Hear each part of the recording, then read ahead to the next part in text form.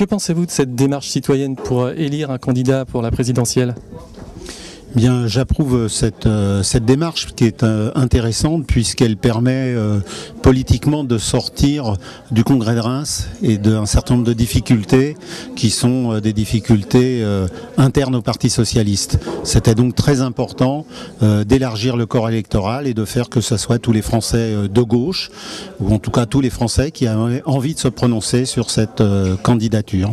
Je pense que c'est une très bonne initiative, c'est la première en France et je suis bien content que ça arrive. Je la trouve très intéressante parce que j'ai l'impression qu'on a un peu plus le choix, qu'on vote pour quelqu'un qu'on apprécie, qu'on choisit au prime abord. Alors je ne dirais pas qu'un candidat sort vainqueur de ces débats, je dirais d'abord que ces débats ont été dans l'ensemble intéressants et d'autre part les candidats évidemment qui étaient les plus méconnus et également qui avaient le point de vue le plus tranché ressortaient de ces débats. Pour moi les deux candidats qui ressortent de ces débats c'est d'abord Emmanuel Valls et d'autre part Arnaud Montebourg. Je pense que ce sont les petits candidats qui en retirent les bénéfices, car les grands candidats, on les connaît, c'est toujours les mêmes depuis 30 ans. Et les petits candidats, ça leur donne une chance de se faire entendre et de se faire apprécier, de se donner des chances de pouvoir avoir des votes en leur faveur. Je sais qui ne ressort pas gagnant.